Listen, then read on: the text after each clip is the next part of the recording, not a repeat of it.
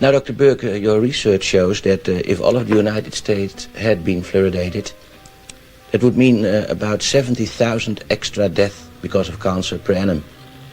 Those are remarkable, impressive, and in fact rather disquieting figures.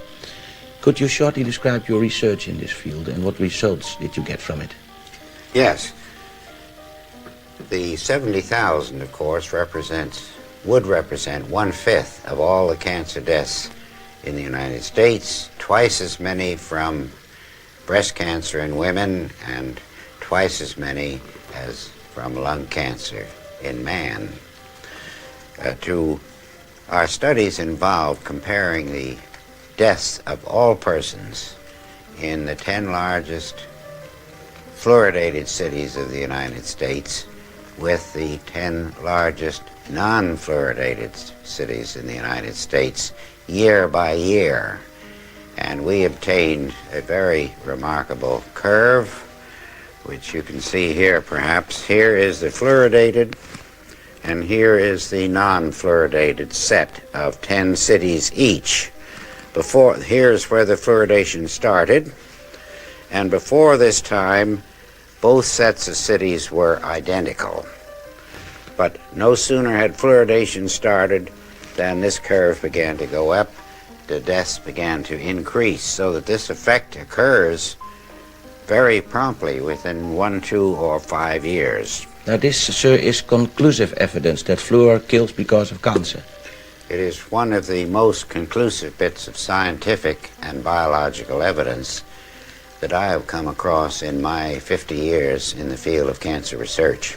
Would this then, in your opinion, be the end of fluor in water, in drinking water? It should be the end, and in the United States, it should so be the end by federal law known as the Delaney Amendment, which says that anything found to induce cancer in man or animals cannot be legally put into the food or drink of man or animals. And so, and this is all less than 1 year old, so that it entirely changes any previous ideas of fluoridation that anyone may have had, because this is the first real indication of an important effect. Now, in this country, of course, the state of the dental state of the Union, the way people's teeth look, is incredible indeed. Would you say that stopping fluor had other effects than increasing the dental problems in this country? Well, I would rather look at it that it would certainly help the cancer death situation in this country, which I'm sure most people would agree is far more important than a temporary benefit to teeth in adolescent children. Now this, you see, amounts to public murder on a grand scale.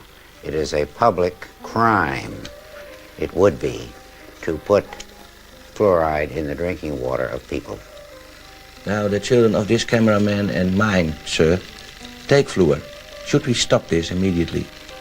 Well, in my opinion, if they were my children, they would not take it anymore. I can only recommend for myself, but I would suggest to you that they stop it. Is there a difference in having fluor in drinking water or administering little fluor pills to children?